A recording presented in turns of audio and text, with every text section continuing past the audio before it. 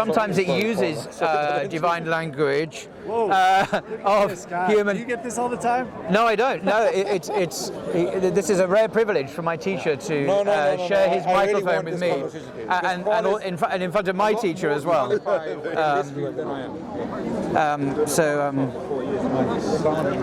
So it's Psalm 45, as I say, verses 6 and 7.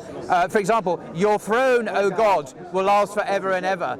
This is the throne of David. So David, or if it is the David, or it could be another king, but the point is that the king has been addressed as God. And so the language of deity is used of human beings as well as Yahweh himself.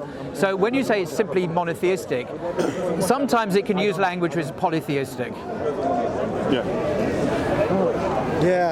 So I want to say that from the very first verse, in the beginning God created the heavens and the earth.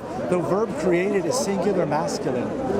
That is the same to the very last page. That there is monotheism that is taught from the first to the last page. So if you want to talk about, for example, the poetic books of Psalms, by all means do that.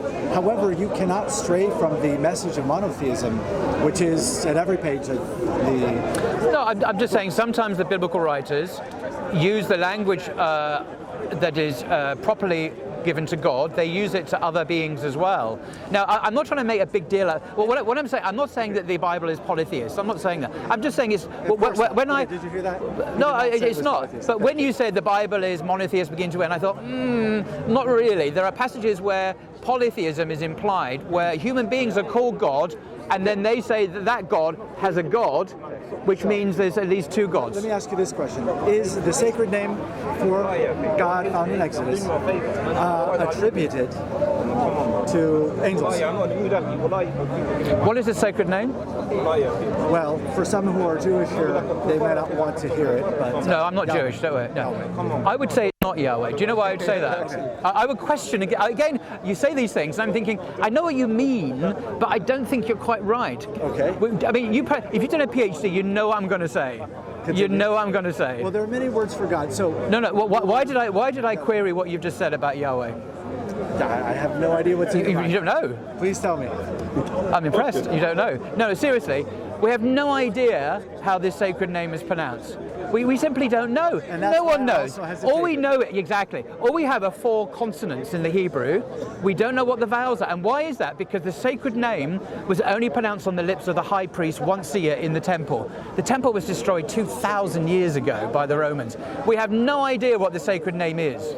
So all we have are this Yahweh is a made-up word. It's literally made up. We have no idea what the name is. And that's a very interesting take. Yeah. And there's another point. Yahweh, at best, can be traced back to the Hebrew language. The 4 letters you're talking the 4 about, right? consonants. Yeah, 4 consonants. So, Paul, But how do we know that's the term, or those are the consonants were used by Moses when he spoke to God directly? What did he actually call him? Do we know? We have no idea. We don't know what language Moses spoke. We don't even know what Jesus spoke. There are estimates, there are opinions that he spoke a dialect of Aramaic that was spoken in Palestine in the 1st century CE. So this is also another angle to look at. Okay, do we even have the languages of the prophets? Do we know what language they spoke and how they actually spoke to God in what language? That's why when you claim Yahweh is the personal name of God, you really have a lot of problems. We don't know that. That's a guess. Was an angel or angels, or say judges, which were called that, were they ever called this sacred name? That we don't know what it is. Were they ever called angels, yes or no? Yeah, but we don't know what the name is, so to ask me if they ever called that is a bit of a moot point, isn't it? Well, so we don't know what it is, so how can I tell you whether or not they were called that? Right, so it it's an impossible question. I can't answer. We can't answer. But I can say, that angels and others were called other names of God. Elohim. Okay. But not that name. I'm on my own now without my teacher. But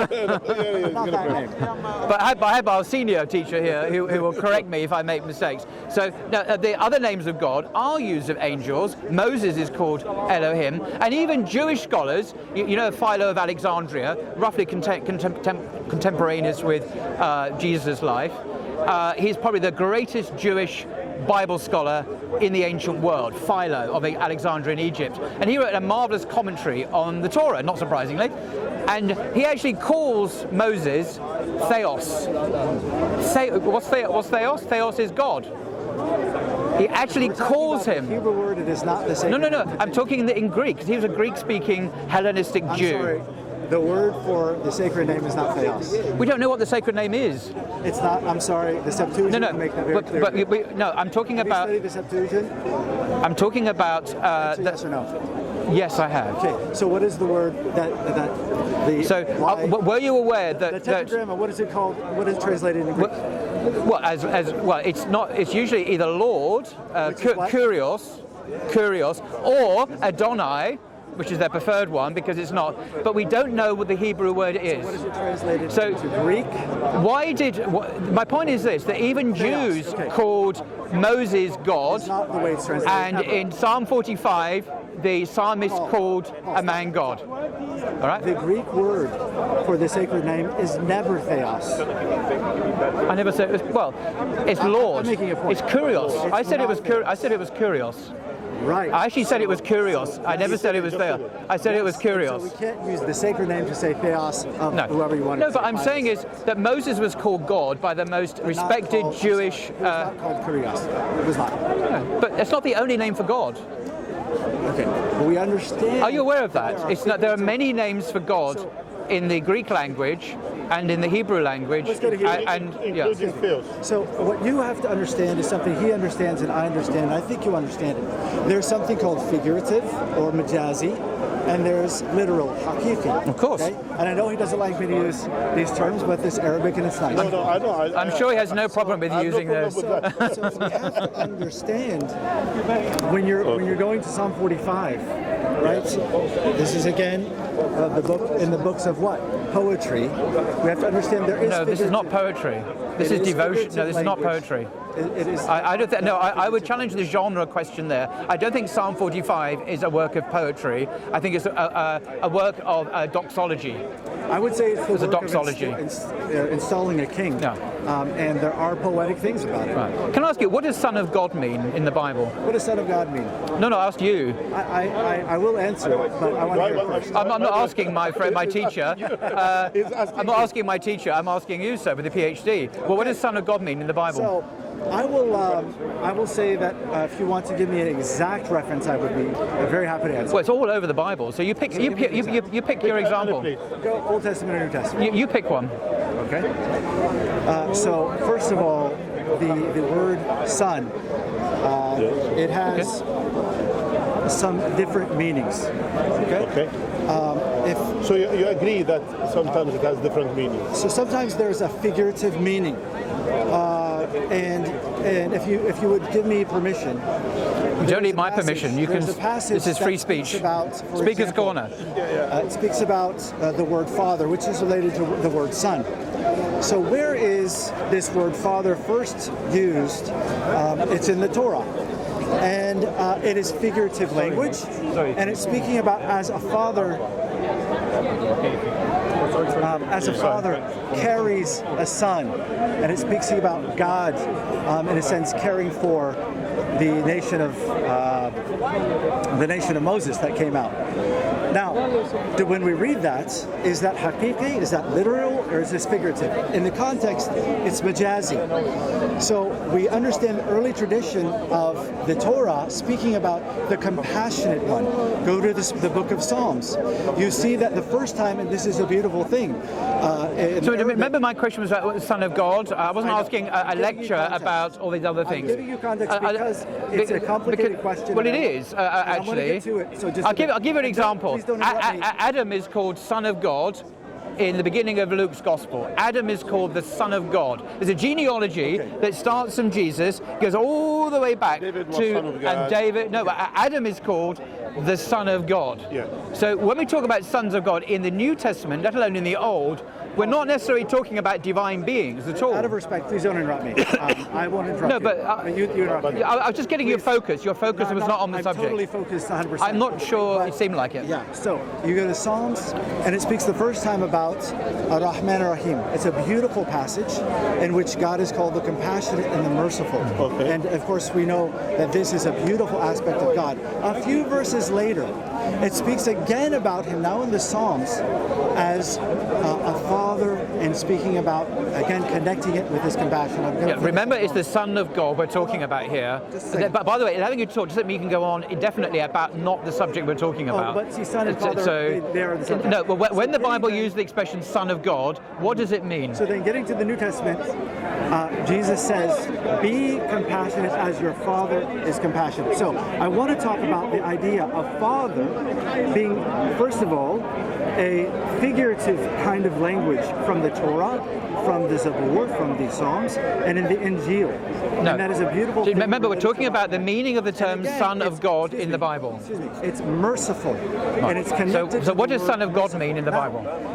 When, for example, he says, blessed are the peacemakers. We're not going to get there. Blessed Okay. are the peacemakers. But they should be. You said I can Okay. choose the verse, so here we go. Please. Blessed are the peacemakers, they should be for called- they shall be called sons of God. Exactly. I want you to listen. Why are they called sons? Because of the tradition from the Torah, the tradition from the Psalms, and the tradition of the Injil. That someone who reflects God as a peacemaker to bring peace. I know what it means. Is full of compassion. So is someone who is called the Son of God, are they a divine being? I just gave you an answer to one. Is that yes or no? That's what you said to me earlier. Yes or no? So are you Yes on a or different no? verse or not? I said there are many meanings. Yes or no? You'll have to give me a specific verse. Okay. Well, You didn't choose one. I gave you. Okay. If Jesus is called the Son of God, does that mean he's divine? Just give me the verse where it's called that. What you tell? There are lots of verses. Does it mean he's? The only Okay. begotten Son. Okay, yeah, that's right. Why are you being so evasive? I'm asking a Christian. Yeah. When Jesus is called the Son of God, does it mean he's God? And he won't answer. My friend, there are many different Okay, contexts. the context as a, Thank that's why you. he loved God. God loved the Are you world. He ready? has sent his begotten Son. Thank I'm you. ready. Are you ready? come on. You're gonna love this. You're gonna love this. you okay? Are Okay. you ready for this? Okay, yeah. What does the word monogenes mean in Greek? Okay. Sorry, do you mind? You tell me.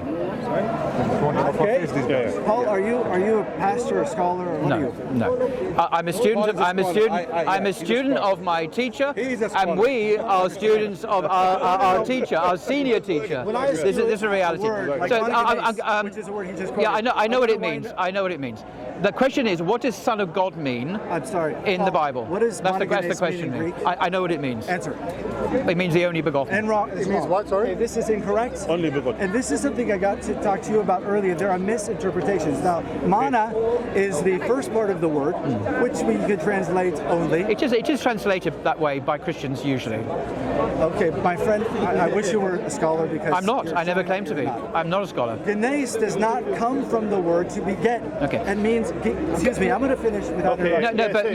you've been Genes going is on the for word about 10 minutes genus. now. I know, because we're scholars and we want because to discuss it's supposed to be a scholarly discussion, not a lecture. It's turned into an academic lecture. It's actually where we get the word genus. Okay. Now the or question is, kind. what So does it is this? not begotten, it is Okay, one of fine. a kind, and it has been That's mistranslated. fine. So Paul. what does the Son of By who? God mean? By who? And by who, Paul? Who was it mistranslated by? Well, you tell me.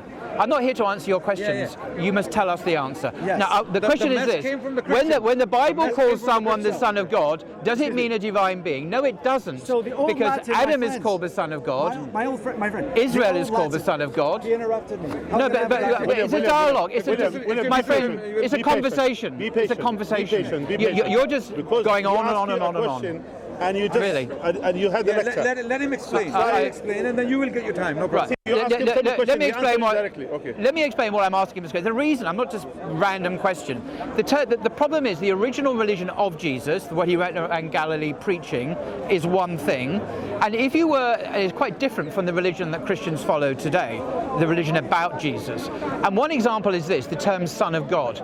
In its original Palestinian Jewish context, in the Jewish Bible, Son of God was a metaphorical statement, a figure of speech. So Israel is called Son of God, David is called Son of God, angels are called sons of God. There are lots of different people. They are called gods. And they are called gods, exactly. You shall be called gods. And Jesus quotes this in John chapter 10. But when Christianity was born after the time of Jesus, quite a different religion focused on Jesus rather than his message, people who believed in the Greco-Roman world, they believed in gods and divinities and demigods and humans like Achilles who was semi-divine. The idea of Son of God became more metaphysical. It became more like you were a divine being in your nature. This is a paganization of Christianity. The meaning, the word, was the same, Son of God, but the Jewish understanding had been lost and it became Hellenized, it became Christianized. And so Christians today, when I ask them the question that you avoided answering, what does it mean for Jesus to be the Son of God? And you refuse to answer it. You gave a long lecture, which is pretty much not on the subject. The answer should have been, it means he was God. That's what Christians always say. I had the same struggle with really? because I would ask a direct You question. want simple really? questions to Yeah. multiple different answers. Right, so to finish what I was saying, so the term Son of God is very plastic, very elastic. It changes its meaning. The original Palestinian context, it means a human being. Blessed are the peacemakers. You quoted this, for they should be called sons of God. We can all be sons of God in that metaphorical sense. But Christianity, particularly the Council of Nicaea in the 4th century, where the Son is the same substance as the Father, homoousion. Here we have the hard metaphysical change of meaning. And now the Son of God means Jesus is God. And this is a corruption of the meaning. It is a bid'ah, it's a deformation. And Islam calls us back to the original understanding of who Jesus really was, a prophet, a Messiah, and not God. Even in your Gospels, Jesus denies he is God in Mark chapter 10, verse 17. So it really matters, but this term is a very slippery one. And I'm saying that Christians have used it in a very pagan, philosophical way, a metaphysical Son of God. Originally it didn't mean that. And there was no harm in the original meaning. No harm. Adam is called the Son of God in, I think it's Luke chapter 2 or Luke chapter 3. Metaphorically speaking, for that time, in that context, it means it's not a problem, right? For Muslims, we cannot use this term because it leads to those conclusions. Yes. As the Christians ended up in the 4th century declaring him to be God altogether, completely God. Yeah. Like he's God in essence, right? And amazingly, the biggest opposition to these ideas came from the Christians themselves. There were no Muslims present. There were no Wahhabis standing there, pushing down monotheism down your throat. No, it wasn't like that. No Wahhabis. There were Christian Wahhabis there. I'm sorry, I'm trying to be crude. Okay, Christians? okay. There were Christians who were saying this is paganism. This is an extension to the meaning of our religion. This is a development on what we have believed for the last 300 years. And they were the majority, by the way. Arius, the followers. Arius. They were the majority.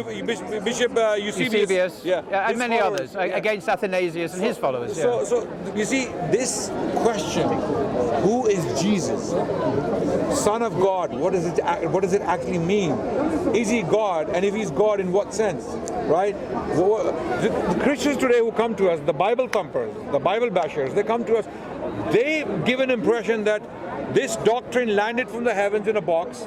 Jesus received it and he gave it to his followers, and then they lived happily ever after. It doesn't work like that. If I could have a chance. Yes, Again, please. I You're want talking to to finish Paul. what I was saying. Talking to us. Now, he gave me an exact reference, and I respect an exact reference because you have different references that may mean different things at different times. Now, the word monogenes, again, I'm going to go back and say, it does not mean only begotten. That is not a good translation. Now, in the Old Latin, it was translated unicus, which is a good translation. It means unique, one of a kind, monogenes, one of a genus, one of a kind.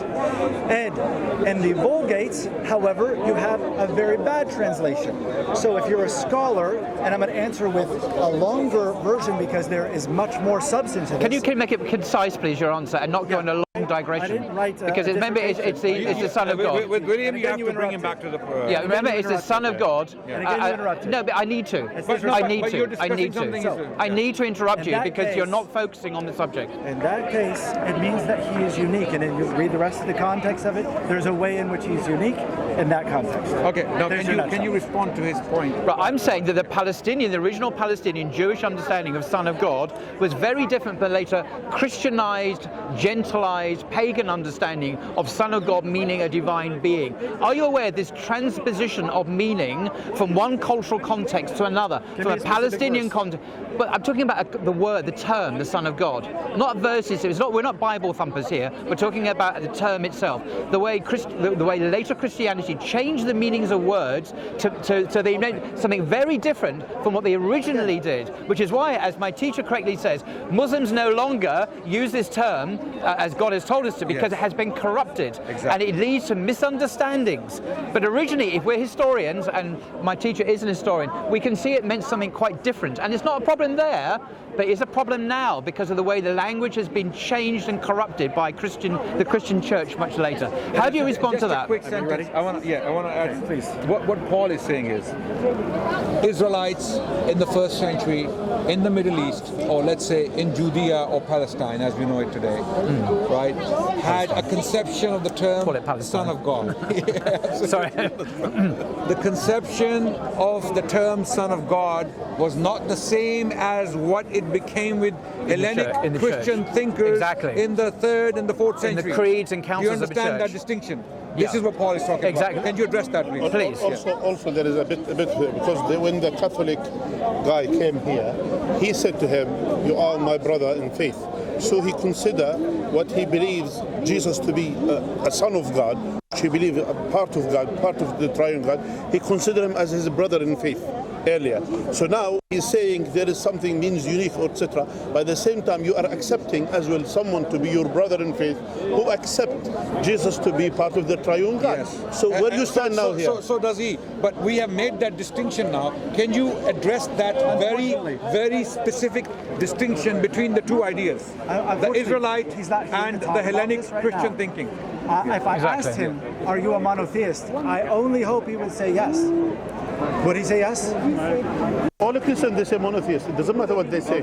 So this is the question. They believe in the Trinity, and that's not They believe monotheism. they say monotheist. They believe in triune God as one God. That's not monotheism. So they say that's how they use it. So you said to Again, him, he's not here, so I can't ask him. No, he was here. You know, he's Catholic. Simple. He left, so I can't ask him right now. Any Catholic believes this. You said to him, "You are my brother in faith," because you accepted someone who believes Jesus to be part of the triune God, part of God. We didn't you actually talk accepted about someone that to term. be. Actually, we talked about He's the a books. Catholic. He said he's devoted. He is devoted Catholic. He preached Catholicism. You know him better than he me. get baptized, and he said this through Jesus. He was saying even he was criticizing people who doesn't follow the Catholic Church. He said this clearly, and yet you said you are my brother in faith, Because which you means you're said that we are accepting divided. Because he probably has the same conception. The point is, what Paul spoke about very clearly, Yes. highlighting the distinction between two realities.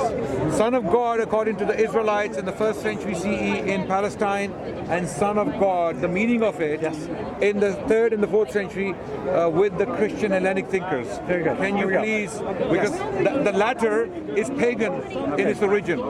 The former is kind of monotheistic, coming from the Israelite tradition. So there are, Can you address that, please? Now, I'm going to say two things and I'm going to answer that. Number one, out of respect, please don't interrupt me. And number two, I cannot deal, nor should anyone ever deal with generalizations. Generalizations are very harmful. You should be very specific. He was specific with me, and that specific verse was given. So you want to give me a specific? You said Adam. That was the only. It's not to do with verses. It's to do with historical change. Are you addressing his It's question? not to do with verses. Yes. Are you addressing the conception? Yes, I am. Yeah. It's historical theology. It's historical You theology. actually brought up was Adam was the son of God, right? And so, what is the definition in that? You said Luke chapter 2. I'll have to look and see if that was. It could be chapter 3, 2. but it's there. So, in this sense, we see in context, he's saying so and so of so and so of so and so and so. When we get to Adam, was there a father for Adam, like a literal father? How did the Israelites? No. Yeah. So the term son there is very specific. God did not get a wife and have a son named Adam. It's very much a more metaphorical. Spiritual. He is the Father in the sense that there was not a real Father, but we know from Genesis that he created him from dust, right? So in this specific one, the only specific one you gave me, this is the meaning. I didn't give you any verses. Let me you didn't address your point. No, can I clarify? I repeatedly said, and I'm beginning to, with respect, doubt your sincerity now. I've repeatedly told you I'm not referring to any verses. I've said this several times clearly. What I'm referring to is what we call historical theology, the way meanings of terms in theology or Christology have changed from a Palestinian context to a Hellenistic context. Exactly. But you insist on going back to verses, which I've told you I'm not referring to. This is not an exercise in proof texting from the Bible. It's looking at how ideas have transformed meanings in different contexts. The way the original Palestinian gospel was fundamentally changed by people like Paul and other later people at Council of Nicaea, Athanasius and Council of Chalcedon to transform this gospel into something completely different. A metaphysical Son of God who is co-eternal with the Father, of the same substance, homoousion. This is the extraordinary transformation I'm referring to. Nitpicking on verses is completely irrelevant. If you insist on picking on verses, which are not my point, because I'm talking about historical movements over centuries, then we're not engaging. You're talking about something else. With William, we have to take it step by step. William. But life's too short. Yeah. Life's too short. That's what I'm trying to I mean, it's going to be dark in an hour. I've got a life. Seriously, if he's not going to address the subject, what are we doing here? Let's try again. William, 1 second. Yes, I don't want to. Life's too short. I want to show respect. Okay, Go the ahead. Israelite conception of the term Son of God, is it the same as the 3rd century Christian Hellenic conception of the term Son of God? Hallelujah. Simple question. Yes. Hallelujah. Hallelujah. Please. And I want to just, as I get the Please floor let now, him answer. and will not be interrupted. I first came to this sheikh, and I said, I'm doing some research on the Muslim view of the gospel. This is not a good start. This is not a good beginning to an answer to And this so question. I didn't ask him about historical theology. I'm more interested in the text, to be honest with you. So you're not going to address the question then? So, again, After all is this, he's not going to there- address it. Is there a difference Listen, my question, between the 3rd century Hellenism? William. I think we should give up. I'm sure we could. Life is too short. Life is too short. William, seriously. I must I'll give it I've got to go home. It's going to get dark I soon. must give it to Why you. don't you just answer the question? It's so simple. He's not It shaking. is something. He's not going to Why answer. are you skipping He's not from going to the answer. Let us help What him. you Let us said help about him. it. Let us give you the news. You called someone who believe in the triune God, believe in Jesus to be Son of God, believe Jesus to be. It's gonna go on a different tangent. A man came We're in the gonna form stick of a to man this. as a God. So you called him your brother in faith. So do you accept this? Oh, sorry. He's still your brother. in He faith. will answer each other. Again, I don't know him, so I cannot answer. Okay, no problem. There is someone here. This is a different Christian, question. Believes that Jesus is God. Is he your brother in faith? Separate question. Where we I can are. get to that. Okay, answer. Is he your brother in faith? For example, me, if someone claims that Sheikh, believe he's in gonna Muhammad, go on a separate you know tangent. how much we love Muhammad alayhi salatu wasalam. If someone come today and he said I'm a Muslim, but I believe Muhammad is part of God, I will say you are a disbeliever. and That's kafir. 11 cameras. I will say directly. You see? Amazing. That's how it is. We're clear. We don't have this, wishy-washy The thing. question we are asking him will establish the answer. So my question to you again is, the conceptions of the Israelites, the Israelite conception of the term Son of God, is it or was it Adnan has different much to more the patience 3rd than and the me. 4th This is why century? he's my teacher. Christian Hellenic conception of the term, was it different? Oh, I'm sure that the 3rd century may not have understood anything. No, I'm not talking about century. It's a general question. I'm going to give a The general Christian church fathers in the 3rd and the 4th century, And in the second. they had a conception of the term Son of God, which was not necessarily the conception of the Israelites in the 1st century CE in Palestine. Do you agree with that? Okay, let's say in But do you general agree or there was a disagree? difference, but you're not giving me a specific Do you answer. agree with my rendition? Do you agree? But you're not giving me a specific. I agree with it. Yeah. You agree with it. We all agree with All it. scholars Do you agree with Give me a it? 3rd Yes century or no? scholar. 3rd Yes century or no? scholar. Do you agree with 3rd that? century scholar. Athanasius. Athanasius. Okay? And you're Exactly. asking if it was different from the Israelites of the 1st century. Yes. Yes, 100%. Poles apart.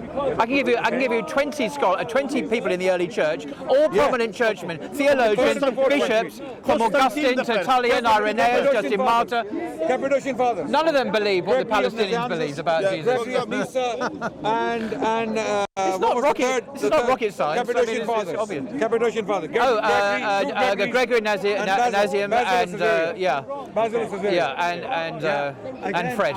My concern has never been with the 3rd and 4th century people. I'm interested in the 1st century. No, it's this is the question that we're discussing. You can't just say it's your concern. Can we address the issue? Because the Christian understanding of Son of God is radically different from the original Palestinian understanding. The criticism is, from Islamic point of view, is that Christians have made Jesus into a God. Yes. By calling him a divine Son of God. Same essence This as very God the Father. language, Son of God, in its original Jewish Palestinian context did not mean that. Exactly. Because they could use this language of Adam, of David, of Israel, and angels, and the Israelites. It did not mean that. So we're saying this Disciples. this transformation Jesus of meaning, calls them the sons of- apotheosis of Jesus, whatever you want to call it, is not indigenous to the religion of Jesus. It is a later paganization of the faith, and we see it very clearly at Nicaea and Chalcedon and 100%. Constantinople and Ephesus, where where Mary is called the Mother of God. You've been there. You can watch a YouTube video. He's actually there in Ephesus, the place where Mary is called Theotokos, the Mother of God. Mother of God. So God-bearer. Jesus' mother becomes divine. And the Quran says the this. Catholic prays to her. The Catholics pray to her. She's called Mother of God, Spouse of the Holy Spirit, Queen of the universe. Even the Coptic prays to her. The Coptic, they say Mother of God. I've been to Latin America, Chef. Yeah. Every single street corner. Yeah. Okay. So they have a statue of Mary. Jesus is not there. Yeah, even Mary. Same in Rome, literally in modern Rome. They pray as well. to Mary. So it's a Mary cult now. It's Mariology, but this is a field. I'm going to ask you a question. yeah. I'm going to ask you a question. No, Is Theotokos- why not answer a question for a change? Is Why not Theotokos- answer a question? Theotokos Instead of asking us questions, why not answer the question? Let him ask and answer to Theotokos found in the Bible? Life's too short, dude. It's too short. Okay. Did you hear what he said? No, I was just saying life's too short. Really, I was. We know Mary was the mother of Jesus. We know that. By the way, Clara, correct me if I'm wrong. You said you are interested in the 1st century, let's say, understanding of the gospel, and you are not interested in the one who came after. Third, fourth which means you accept the concept of the 1st century interpretation that Son of God means devoted person to God. You accept this. I love all of the meanings from the 1st century. 3rd, I don't care about. So they accept. Again, Son doesn't mean. He gave one example, and he didn't even quote a verse. Give me more verses. I'm not quoting verses. I'm not interested in verses. I'm interested in the idea of the Son of God, how that changed its semantic meaning in the paganization of Christianity. This has nothing to do with particular proof texting. We're not here's a fundamentalists question. here. We're looking at history. History. Ibn as-Sabil, or Ibn Sabil in Arabic, right? It could be translated the son of the road, the path, maybe a visitor, someone traveling. The literal would be the son of the road. The path. The path.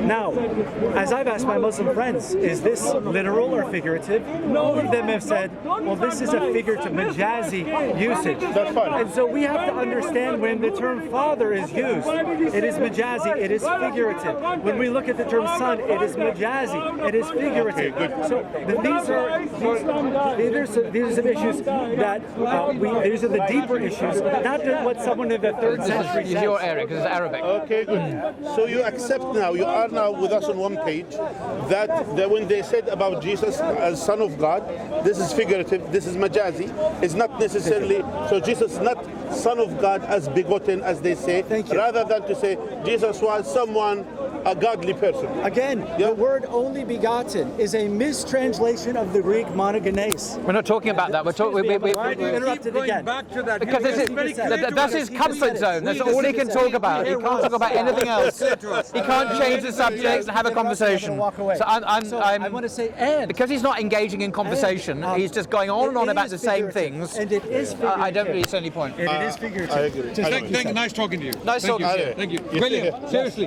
Nice talking talking to you, William. By the way. I have a bunch of mics here. Sorry, folks.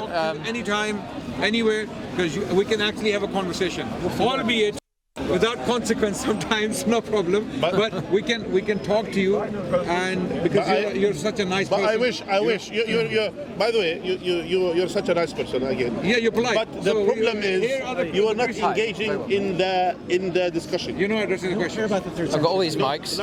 None of them are mine. By the way, it was good. Okay. Thank you, William. Sorry, I've got a whole handful of mics. Carl, give it to. I was actually going to. Perhaps I should have wrapped it. Yeah. Here you go. Actually, let's wrap up. Oops. By the way, let's wrap up. Yeah. Yeah. Anyways, so I don't know what are these ones, but let's see. Let's wrap up. خلاص, they can hear, inshallah. Yeah. So for my brothers and sisters, alhamdulillah, at least we had today a very fruitful discussion, I believe. Now the only issue is that you could tell that the guy, he was just all over the place. He wasn't engaging with. I had high hopes because he said he had a PhD in religion. I thought, great, yeah, we can do a business now. We can have Fantastic, something. an actual PhD. Unfortunately, he refused repeatedly to even address basic questions of theology, basic questions of the Bible, and he kept on distracting and avoiding. And this is a great shame.